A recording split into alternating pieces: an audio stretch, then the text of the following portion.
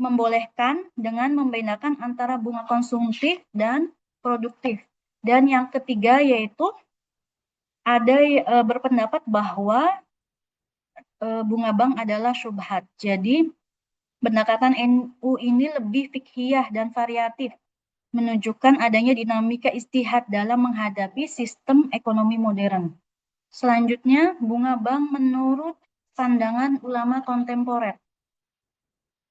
Menurut Yusuf Al-Qardawi, secara tegas menyatakan bahwa bunga bank termasuk riba dan hukumnya haram.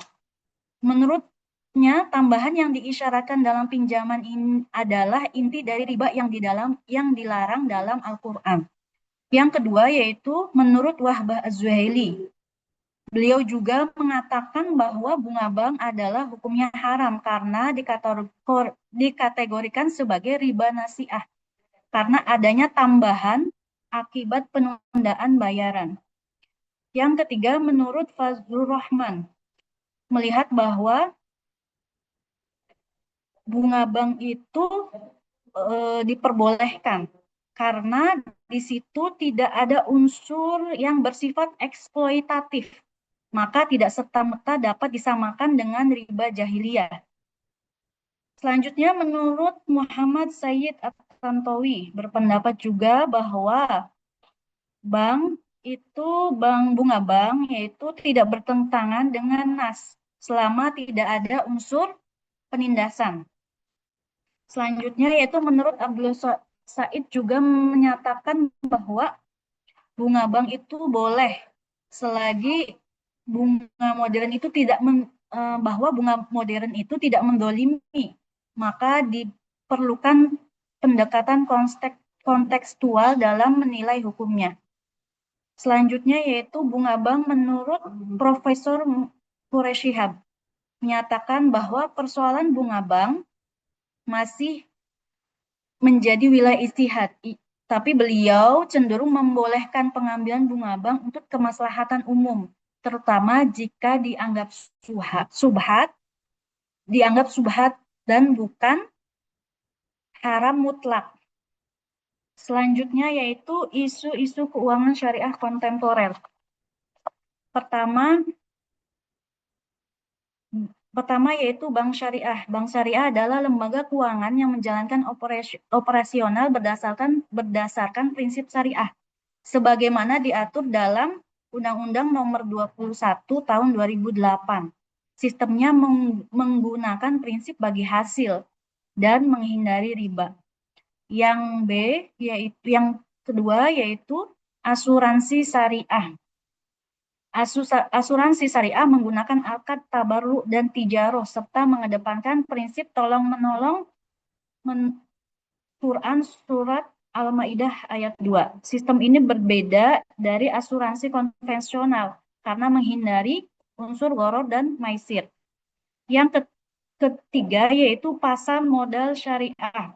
Pasar modal syariah memperdagangkan efek yang sesuai prinsip syariah dan diawasi oleh Dewan Syariah Nasional. Contohnya yaitu reksadana syariah. Yang terakhir yaitu fintech. Fintech itu financial teknologi, yaitu yang mungkin sekarang lagi berkembang, yaitu merupakan inovasi keuangan berbasis teknologi. Selama tidak mengandung riba, gharar, dan maisir, serta memenuhi prinsip saling ridho, maka dapat diterima dalam sistem ekonomi Islam.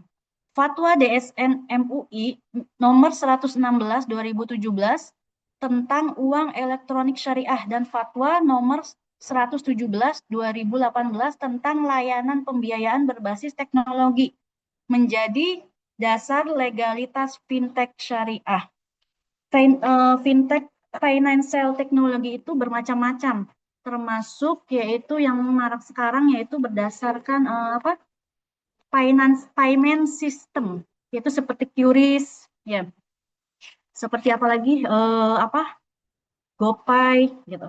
Yang kedua banyak macamnya di financial teknologi, yaitu asuransi tadi termasuk asuransi syariah atau enggak lending peer to peer pinjol seperti itu ya. dan juga crowdfunding, galangan dana melalui aplikasi itu boleh selagi tidak melanggar aturan-aturan syariah.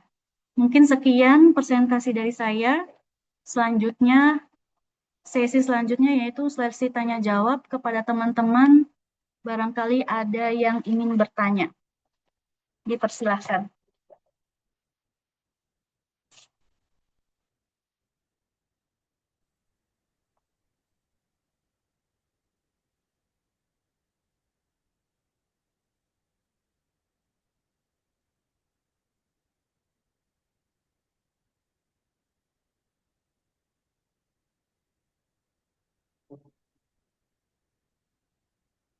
Ya, silakan. Dua orang aja, nggak usah banyak.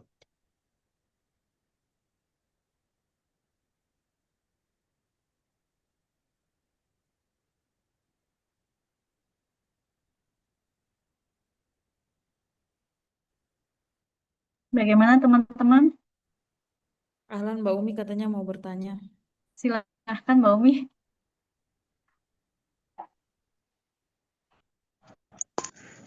Saya Iya, mau eh ya, Silahkan. saya dulu ya Mbak, saya mau Boleh. bertanya. Kan tadi ada riba aliyat gitu kalau nggak salah, penundaan serah terima salah satu atau kedua barang ribawi gitu. Nah, yang termasuk barang ribawi salah satunya kan emas ya. Nah, terus saya mau tanyakan itu kan sekarang ada jual beli beli emas, nyicil nyicil beli emas di apa Mbak? Di Pegadaian, Online. di online di Pegadaian kayak gitu tuh hukumnya gimana ya? Masuk di riba Alriyat atau enggak gitu. Oke, makasih Mbak Umi. Ada lagi yang ingin bertanya? Ditampung dulu atau gimana? Ada Kita yang mau tampung tanya dulu. lagi? aku mau tanya Kak. Boleh. Kan tadi dari pandangan mufasir yang kontemporer kayak. Dari pandangan kayaknya tadi tuh bunga bank deh. Bentar. Iya, bunga bank. Kan di sini itu kayak di petak-petak juga ya kayaknya itu. Ada mufasir yang membolehkan, ada mufasir yang tidak membolehkan, bener nggak? Iya, benar. Nah, maksudnya ini kan sejaman gitu kan, sama-sama kontemporer kok harusnya dalam menyikapi masalah tuh sama gitu loh. Kalau ada permasalahan kok ini ada beda gitu kan. Satunya yang nggak boleh, satunya yang boleh. Terus kalau memang nggak boleh, lebih baiknya kita pilih yang mana gitu. Oke, makasih Kak.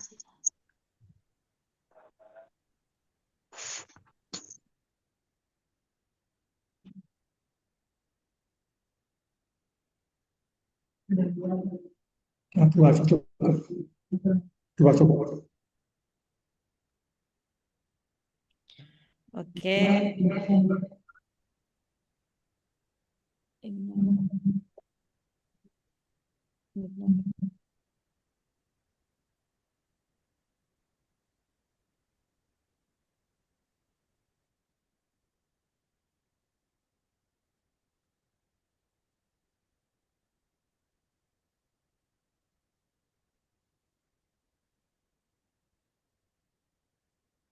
Mbak Mas, Yulia, kali mau dengar? menjawab. Iya, mau menjawab yang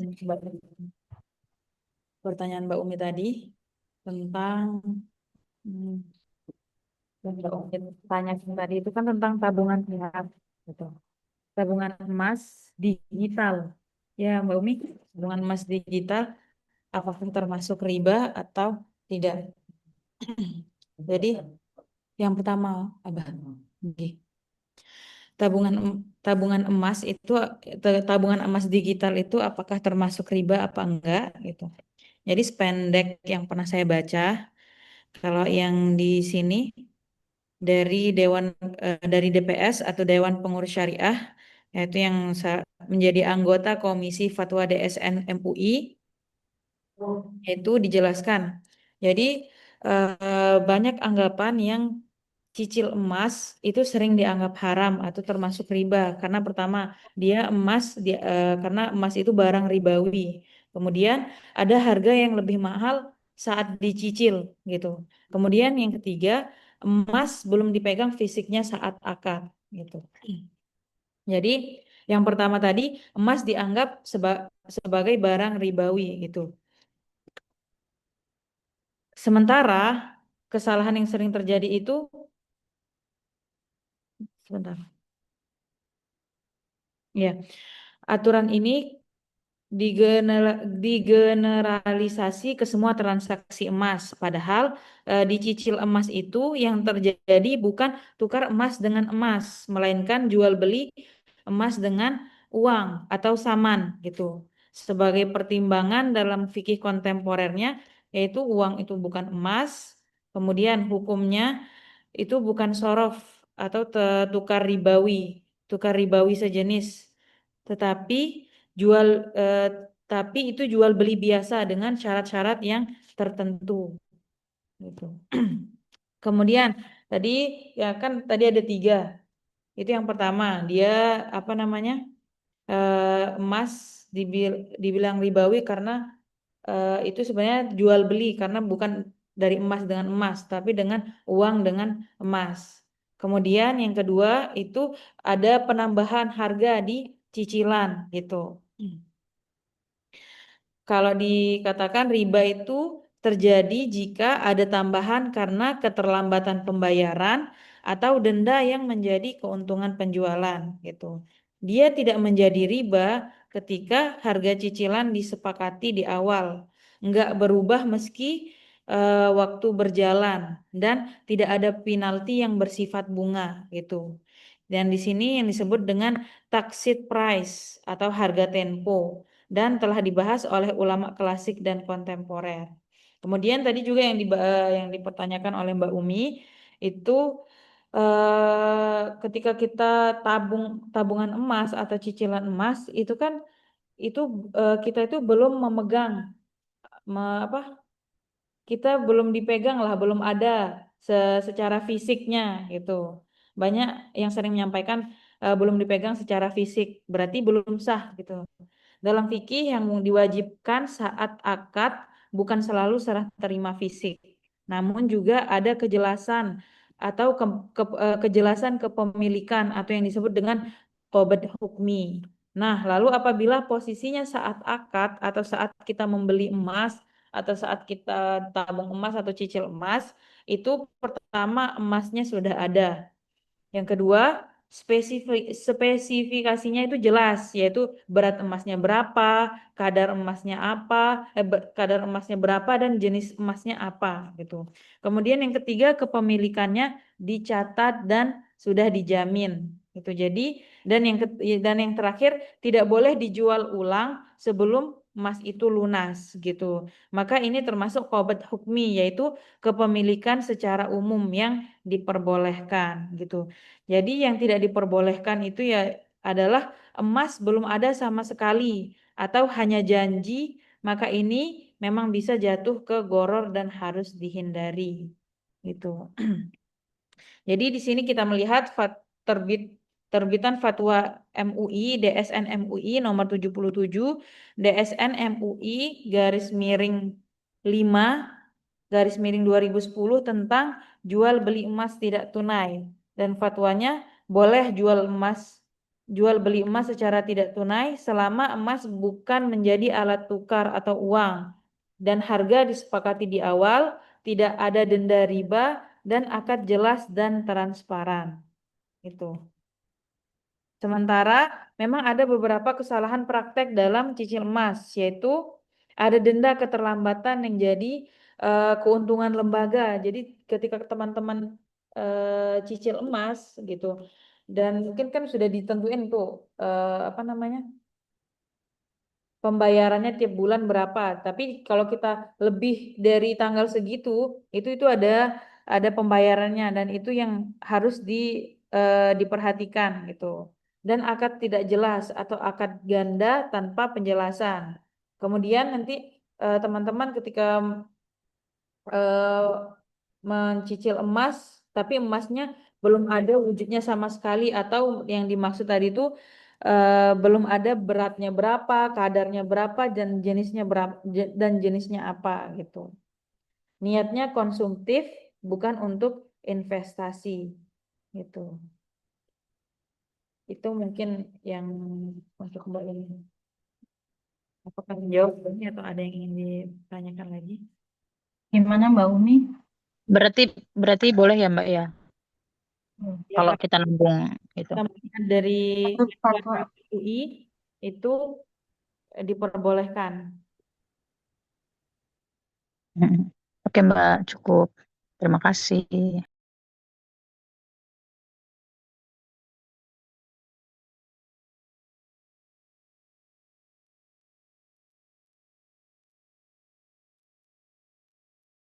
Prinsipnya itu dalam jual beli transaksi itu ya dan yakin.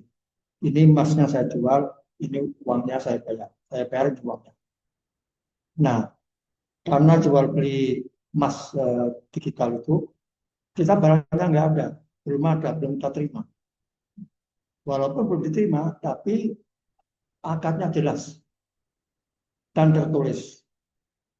Saya beli emas cicil di bank, berapa karat? Oh, ini emas logam, berapa karat? 24 karat, ditulis. Tulis.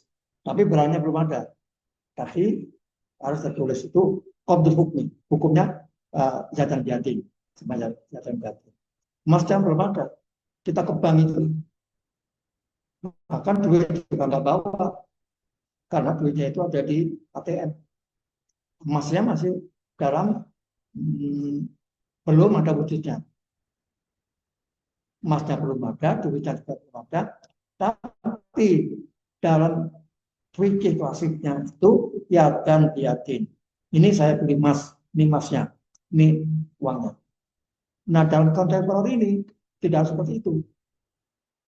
Emasnya belum ada, tapi qabdul hukmi, penerimaan secara hukum dari pihak bank.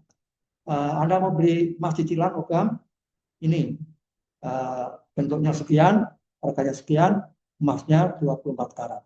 Nah, uangnya harganya sekian, 3 juta, jelas janjiannya. Jadi, bahwa kemudian hari, loh saya belinya 24 karat, ketika saja 17 karat, nah ini tidak boleh. Berarti ada unsur boror, unsur penipuan, tidak boleh.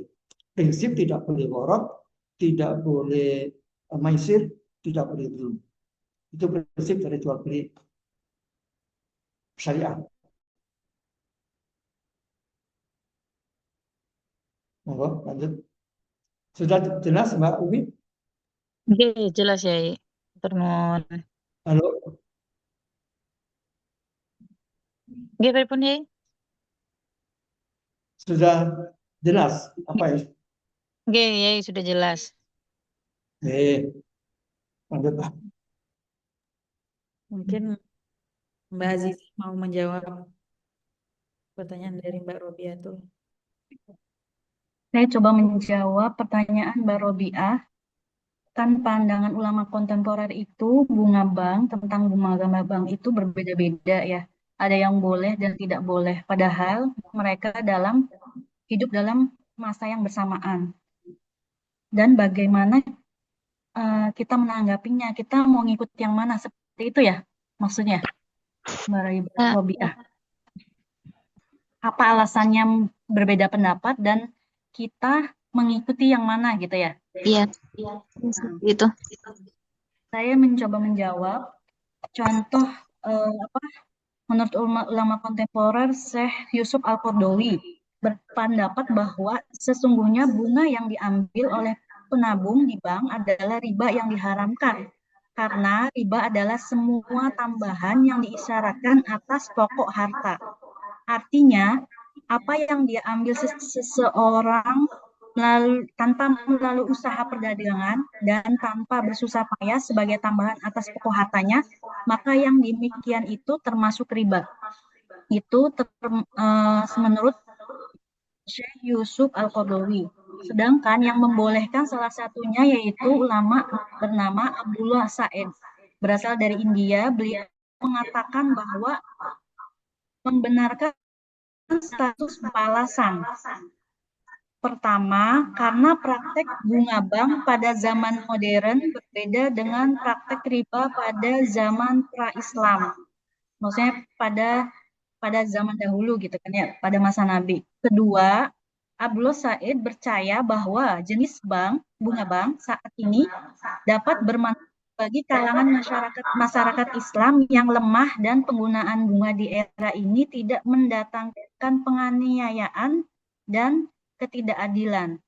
Ketiga, Abdullah Said dengan bijak mendefinisikan hukum riba dan bunga bank dengan mempertimbangkan aspek historis pelarangan riba. Oleh karena itu, Abdullah Said berpendapat bahwa bunga bank diperbolehkan dan tidak haram. Berarti maksudnya beliau membolehkan tuh karena bunga bank zaman sekarang dan dulu itu berbeda gitu ya. Gitu. Bagaimana cara menanggapinya? Menurut saya, kan kita di sini ada MUI, ada Madhab Muhammadiyah, ada Madhab NU dan yang lainnya. Misalnya kita Muhammadiyah ya pakai saja fatwa Muhammadiyah, yaitu berdasarkan tarjim Muhammadiyah bahwa bunga bank itu ditegaskan bahwa bunga bank itu haram. Apabila kita NU, kita berpegang pada tiga pendapat. Karena di sini ulama NU juga memberi 3 poin gitu. Mereka berpendapat secara 3 poin, ada yang membolehkan, ada yang mengharamkan, ada yang subhat gitu, dengan alasan-alasan tertentu.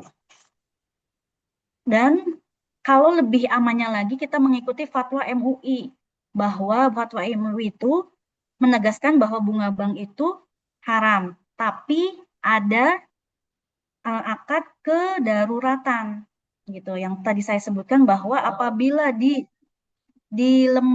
sekitarnya tidak menemukan lembaga syariah, maka boleh. Tapi untuk kehati-hatian lebih baik kita tidak tidak menggunakan bunga bank gitu. Seperti itu. Mungkin penjelasan saya menurut sependek pengetahuan saya. Terima kasih. Nanti ditambahkan kepada Pak Kiai. Ya, pertanyaannya ini sama-sama kontemporernya. Kok kenapa tidak sama pendapatnya? Kan kalau dalil di perhubungan 3 itu sesama supir angkot tidak boleh saling mendahului. Itu dalilnya. Sesama supir angkot tidak boleh saling mendahului. Sesama kontemporer tidak boleh saling menyalahkan. Itu dalilnya itu. Sederhananya seperti itu. Bahwa kontemporer yang lain mempunyai pendapat seperti ini, itu mempunyai alasan, mempunyai hujah. Kontemporer yang ini mengharam, beliau juga mempunyai hujah. Tidak boleh menyalahkan pendapat orang lain. MUI yang menjadi wadahnya ulama seluruh Indonesia, berbagai ormas mempunyai pendapat seperti ini. Bunga bank, kata MUI, haram, mutlak. Nah, kemudian ada ilatnya.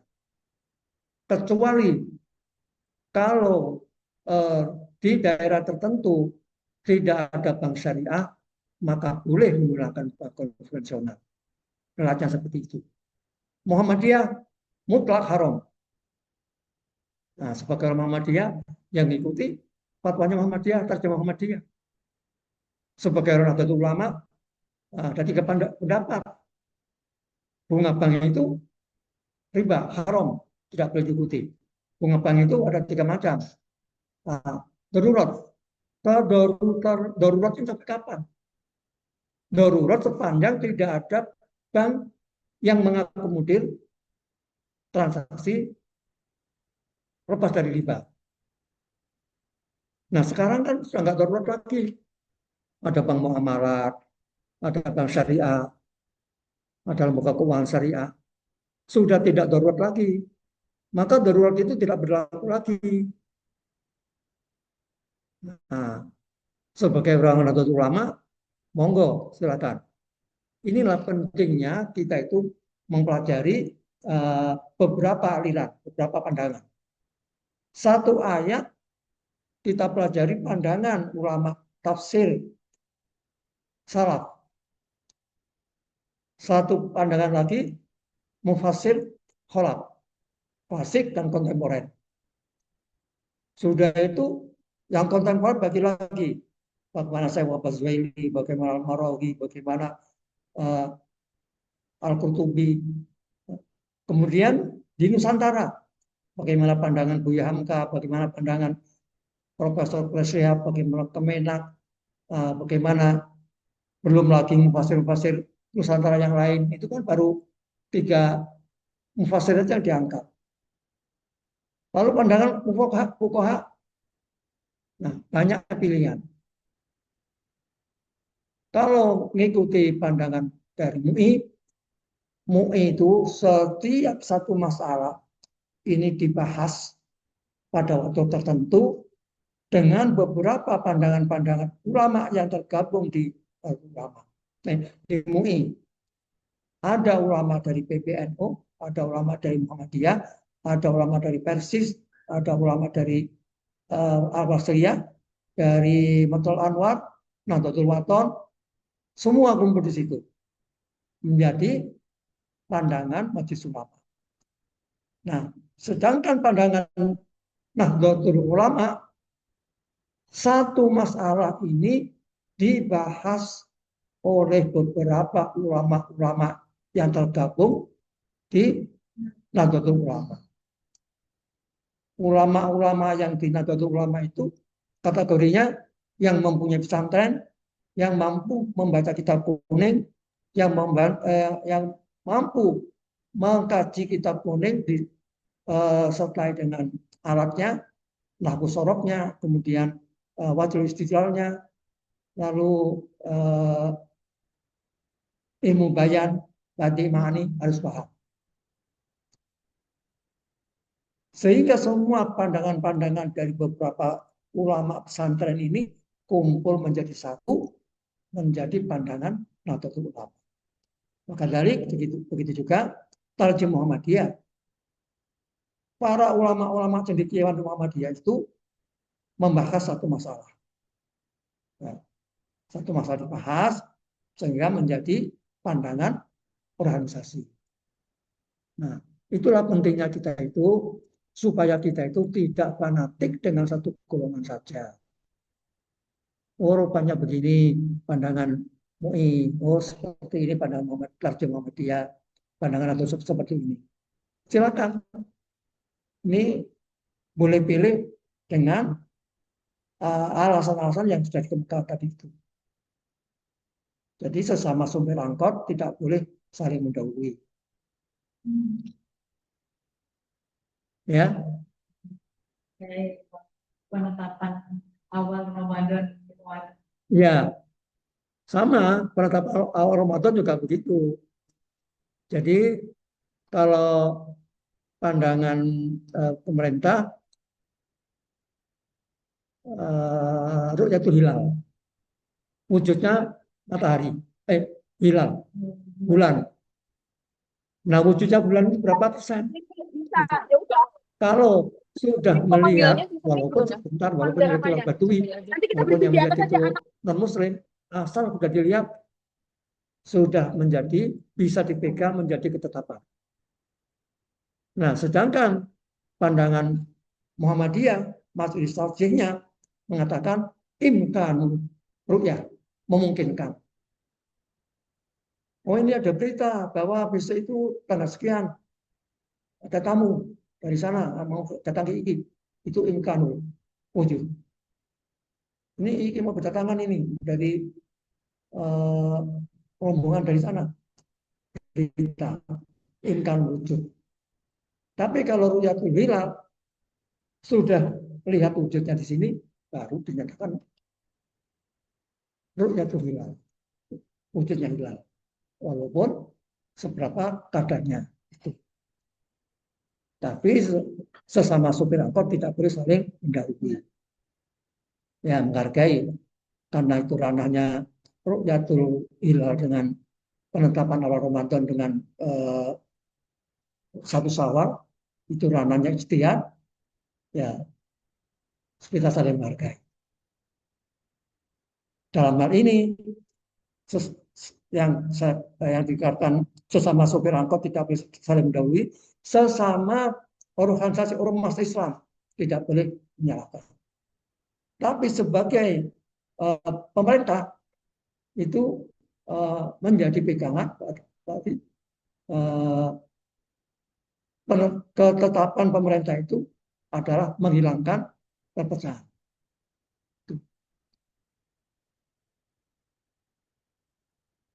Jelas ya?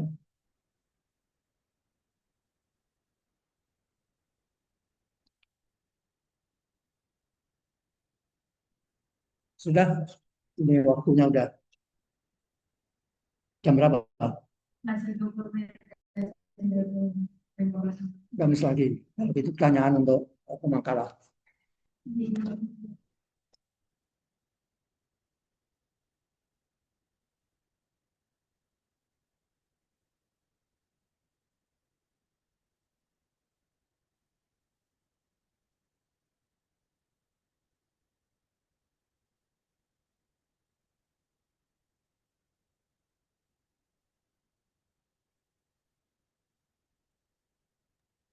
Pertama tadi Ustazah siapa? Julia Fadila. Dulu di mana satunya? Azhar Kairo. Insya Allah. Alhamdulillah. Maklum.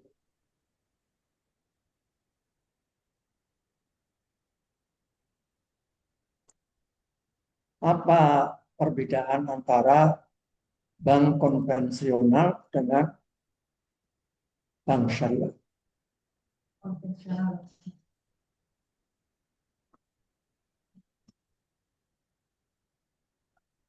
Monggo, silakan dijawab.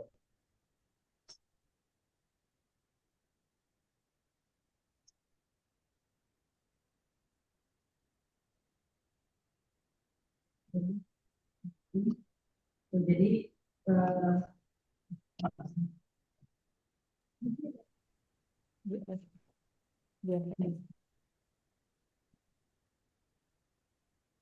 kita pelajari Pak Yai.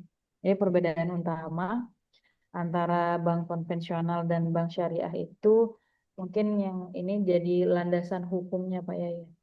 Itu landasan hukum dan sistem keuangan, misalnya, maaf, sistem keuntungan, bagaimana mereka mengelola keuntungan mereka, dan juga ada prinsip operasionalnya gitu.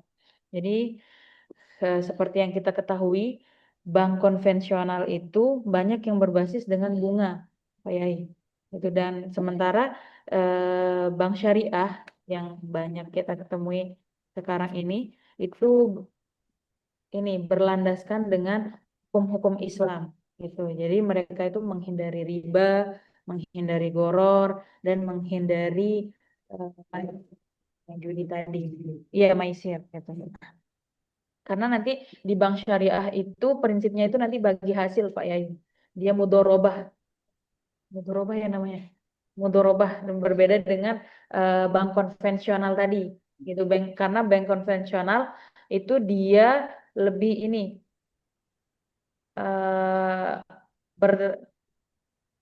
apa namanya, berlandaskan dengan riba, bunga tadi, dan itu yang menjadi ribanya gitu. Karena tadi disebutkan dengan riba itu terjadi karena penundaan pembayaran gitu. Nah, karena penundaan pembayaran itu ada penambahan pembayaran, dan itu yang disebut riba, dan itu terjadi di bank konvensional. Berbeda dengan tadi di bank syariah itu. Bank syariah itu tadi dia menggunakan asas bagi hasil. Itu untuk yang perbedaan yang paling ini Pak Yai. Perbedaan yang paling utama di antara bank konvensional dan bank syariah gitu.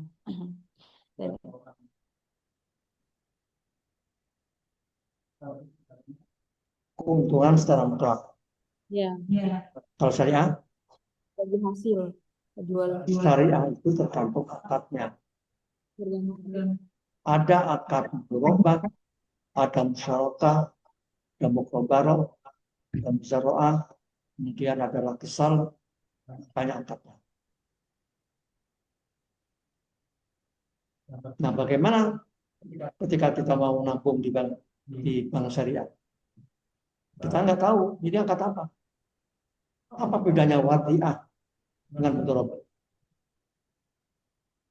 Karena banyak banyak Banyak akad. banyak akad. Berikutnya komentar kedua tadi, silakan dijawab. Misalnya tuh Aisyah. Barikadatul Aisi.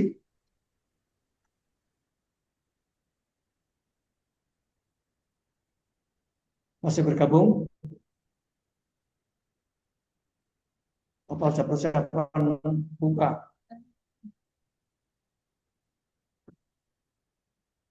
Ayo Mbak Barikadatul Aisi.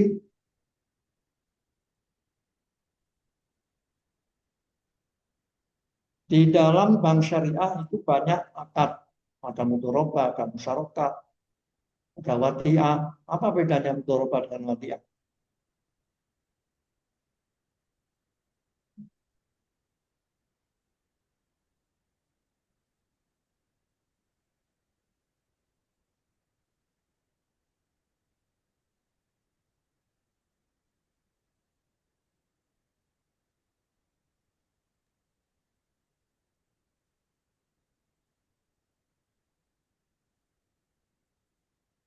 Nggak bisa. Berikutnya,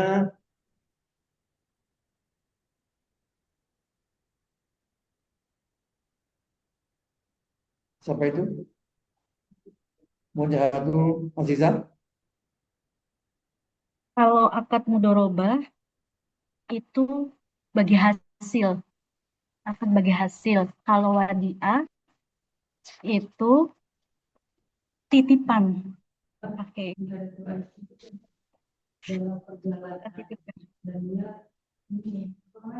Kalau mudharabah Perjalanan dari akad mana? Hmm. Satu lagi, Ustazah Mujahatul Azizah. jawab pertanyaan yang tadi ya Pak. Pakai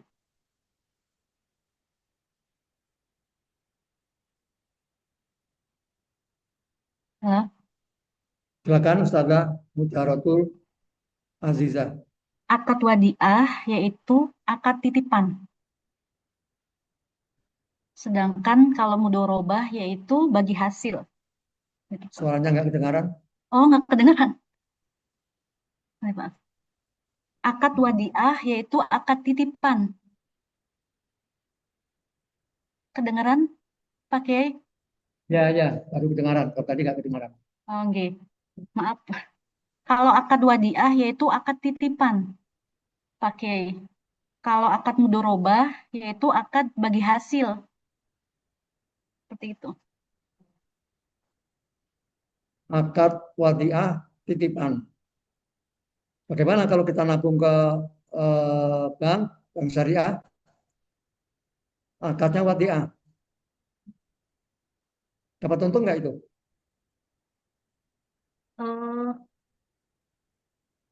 Bisa. Bank syariah akadnya wadiah. Untung nggak ya? Kayak apa? Tidak tidak dapat untung, tapi bentar.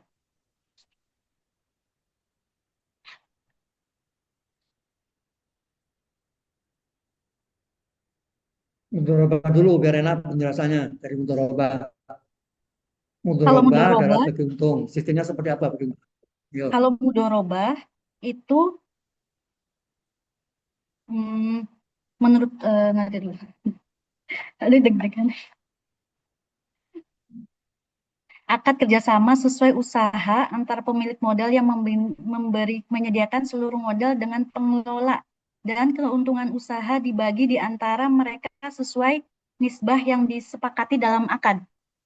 Ya, akadnya 50%, 50%, 40%. yang ngelola 50%, Iya, modal 50%. iya. Untuk mengetahui bahwa penabung ini dapat 5% dari mana? Dari mana ya? Tahunya dari mana? Ini dari bagi hasil ya. Maksudnya misalnya apa? Misalnya usahanya itu menghasilkan 1 juta, maka akan mendapatkan hasil 500.000 gitu, 50%. Ya, ternyata pihak mengelola tidak seperti itu. Mestinya 500.000, 4.000, tapi ternyata nggak seperti itu. Yang pemodal ini cuman 300 umpamanya. Siapa tanggung jawab? Oh iya ya. Ini lupa.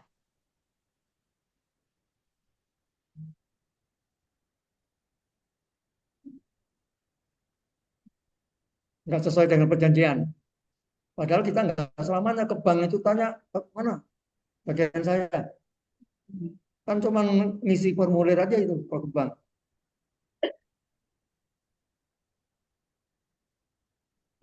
Oh iya Pak, seluruh keuntungan juga,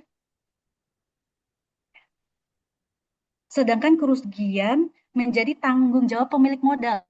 Pak Kiai. Kecuali Kenapa? kerugian itu Ya, kedengaran. tergantung tanggung jawab pemilik modal.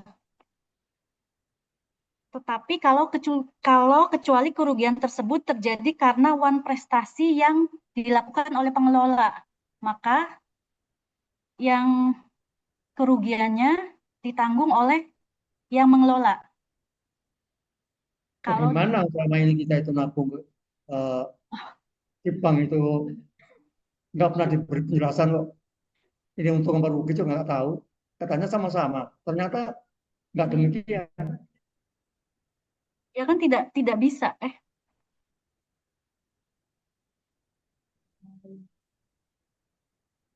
Ayo silakan yang lain boleh.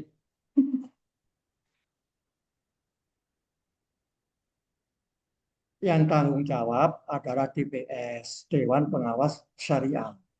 Iya, iya. Dewan Ya, OJK. OJK. Dijamin. Jadi penabung itu, nasabah itu dijamin oleh DPS. Tuh. Kalau ternyata nggak sesuai dengan perjanjian, yang tanggung jawab adalah DPS, Dewan Pengawas Syariah. Pengawas Syariah. Di situ Ya, ya. perbedaan konvensional dengan syariah. Seperti Jadi ya. ada yang menjamin. Ya. Oh iya iya. Kalau Wadiah gimana?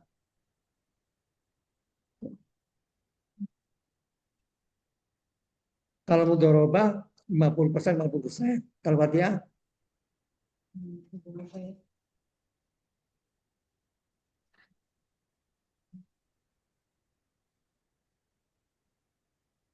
kembali ke pemateri yang kedua tadi, masih di perjalanan.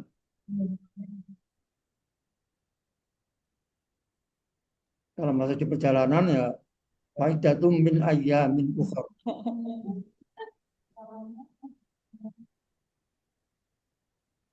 Faman syahida minkum syahra falyasum. Wa man kana maridan aw ala safarin faidatum min ayyamin ukhra.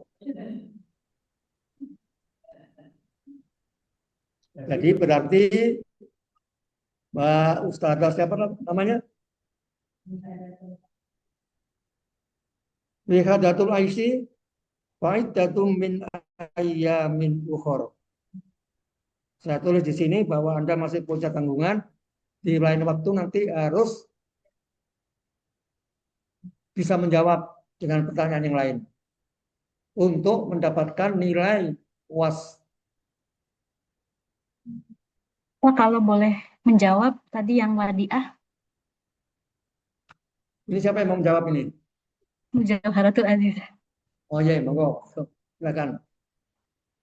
Kalau wadiah apa banknya bertanggung jawab penuh atas keamanan titipan dan diizinkan mengelola dana. Jadi keuntungannya itu buat bank.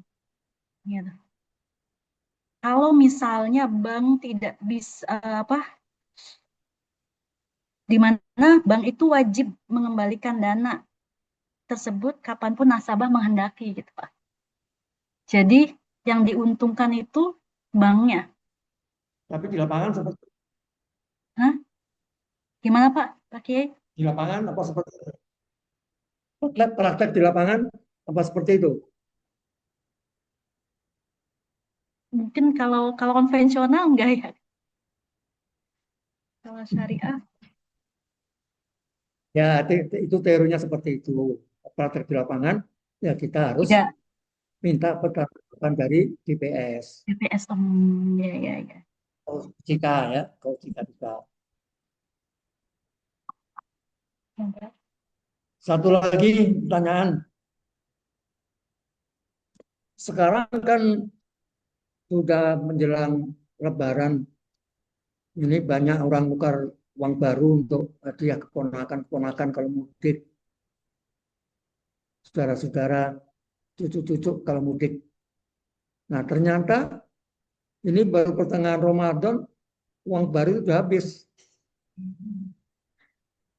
Lalu ada orang menawarkan jasa di lampu merah. Ini saya punya uang baru, siapa perlu uang baru? Nah, berapa? 1 juta. 1 juta kalau uang seratusan berarti 10 lembar. Saya punya uang 1 juta, Anda beli, tapi ini 8 lembar.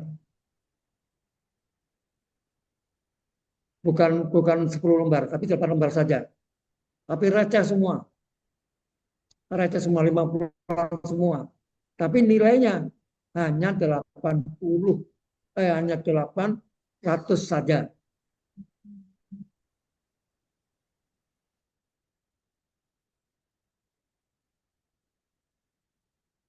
Silakan tadi yang materi kedua. Masih di perjalanan. Faidatum min ayyamin ukhra.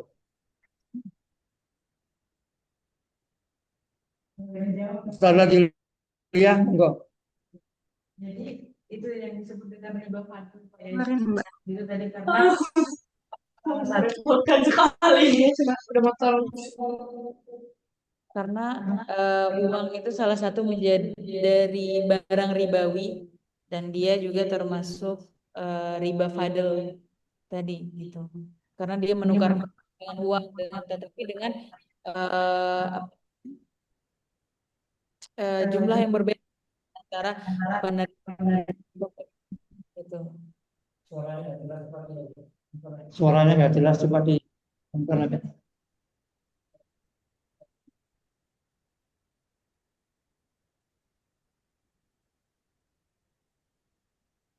Oke. Tadi yang dimaksud kan sekarang ini baru sudah kita sebanyak menemukan di pinggir jalan atau di jalan banyak yang menjual uang dan uang ini masuk dan ketika kita membeli uang tapi dengan jumlah yang tidak sama itu kita masuk riba dan itu yang dimaksud tadi riba fadl, salah satu bentuk riba fadl. Dalilnya apa? Coba dalilnya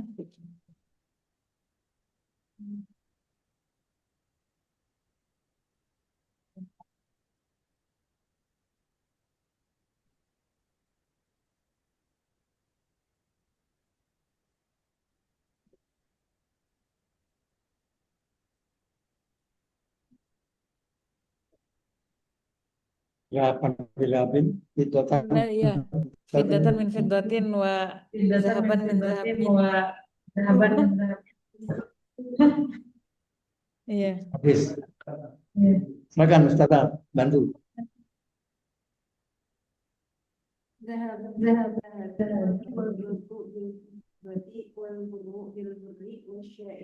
Wasyair. Apa terjemahnya? Tidak boleh. Tidak boleh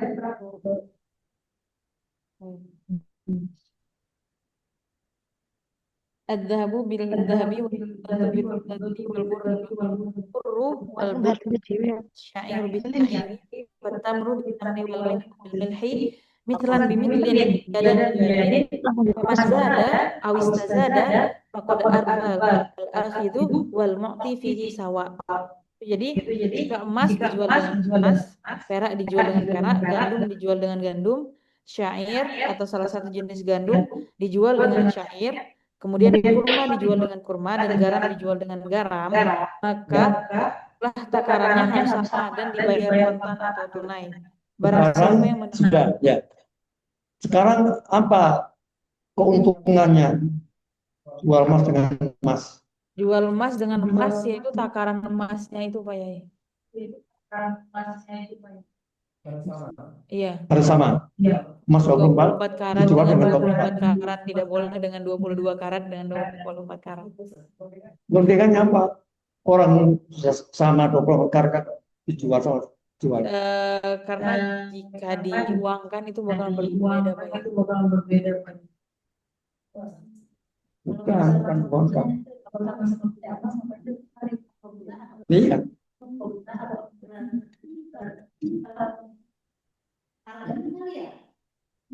Sama-sama emas 24 karat dijual. Ngapain ditukar? Iya, ngapain?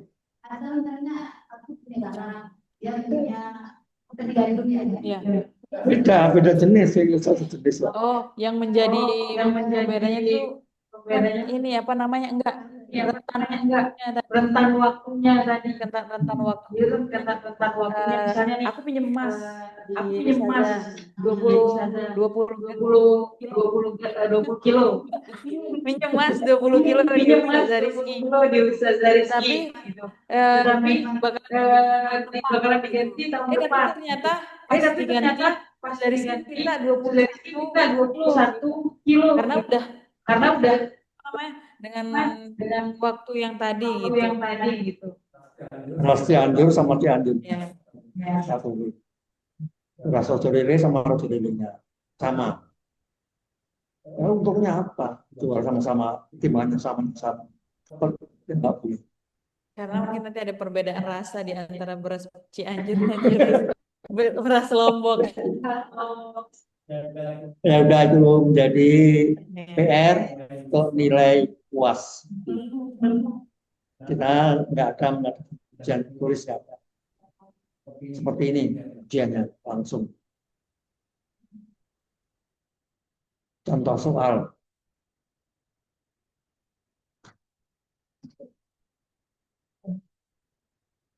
Ditulis dulu, baru saya lanjutkan pertanyaannya. Kak Yani, izin bertanya.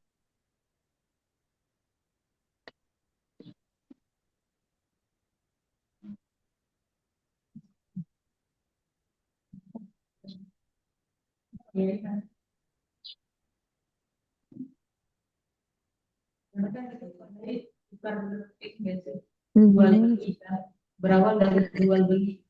Kalau dia 24 karat di apa namanya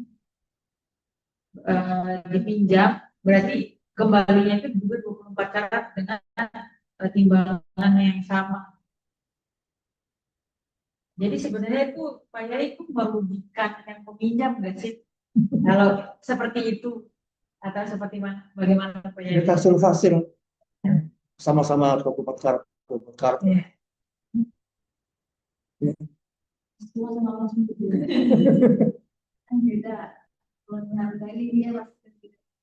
Tapi kalau Mas Jawa dengan Mas Kulon Jawa.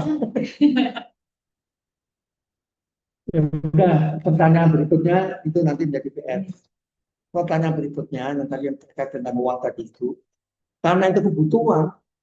Ini nggak enak pulang kampung kalau nggak bagi-bagi uang receh ke pemakan ini. Padahal di bank itu sudah habis, ada lampu merah.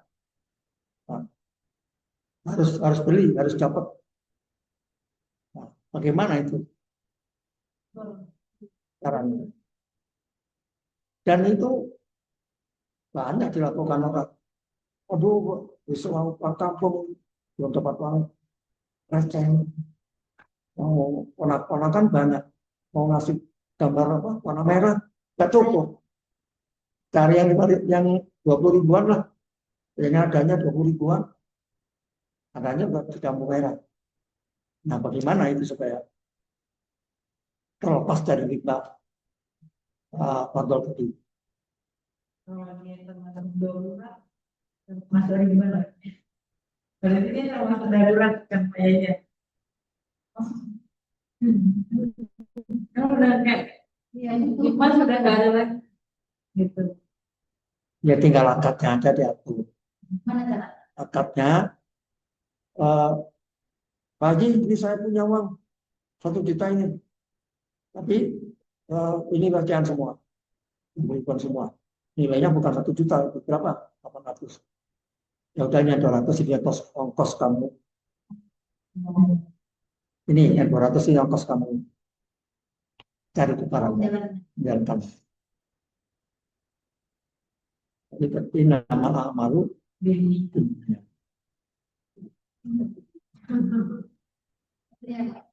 Ya.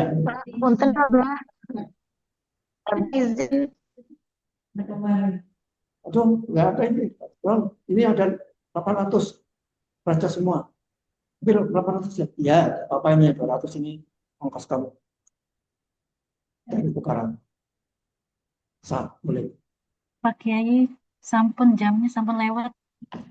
Sudah 10 udah riba itu nggak boleh. Riba fadl apa riba yat itu? waktu di waktu ini. Allah tuh berarti.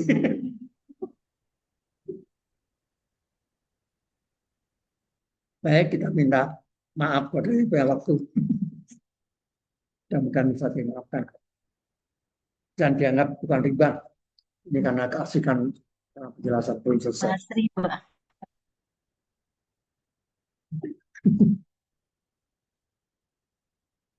Ya, kalau masalah waktu, kalau mestinya jam 3 udah jam berapa? Setengah 3 selesai, kok jam setengah 3 lebih 10 menit itu riba.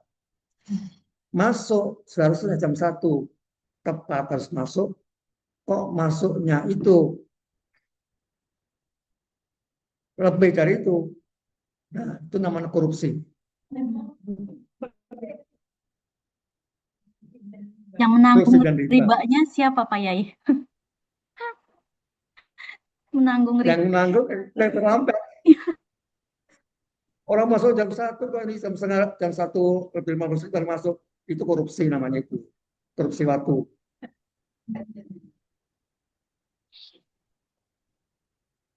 Mumpung masih belum ditutup, ketua kelasnya siapa? Nggak ada di sini. Nanti yang bahas ini tolong sampaikan ya, yang membahas masalah makanan. Oh kemarin enggak ya? Sudah cukup. Terima kasih Baik, Pak Kiai. saya tidak kena riba kita akhiri pertemuan kita pada sore hari ini dengan baca Bismillahirrahmanirrahim. Allahumma fa'na bima tanah walim namanya fauna wasna ilma. Allahumma fa'na bitin alimna ta'ala. Allahumma ij'al auladana wa talabdana min ahli ilmi wa al-khair wa al-jannah wa sana wa la tar'ahumma illa Rabbana atina fid dunya hasanah wa fil akhirati hasanah wa qina adzabannar. Walhamdulillahi rabbil alamin. Kita tutup dengan kafaratul majelis.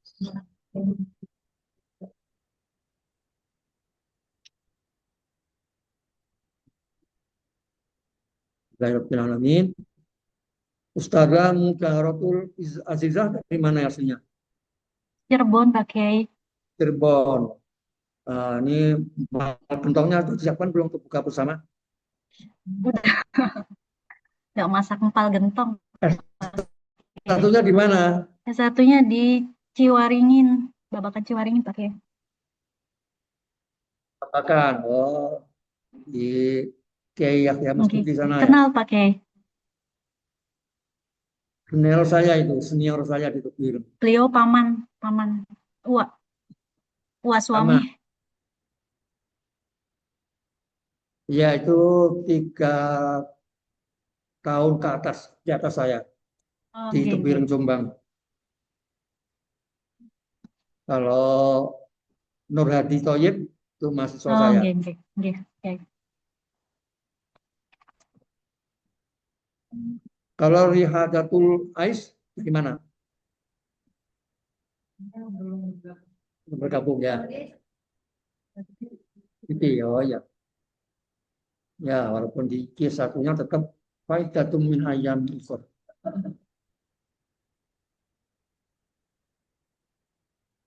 Untuk pertemuan berikutnya yang selama Ramadan ini dianggap selesai. Untuk berikutnya nanti saya masih berharap tetap hadir satu kelas melalui Zoom supaya kita itu enak diskusinya. Kalau saya lebih senang lagi itu nanti. Walaupun hujan, saya usahakan bisa datang. Ya. Ini tolong nanti dilaporkan ke Mbak Mayada absen, dipoto aja.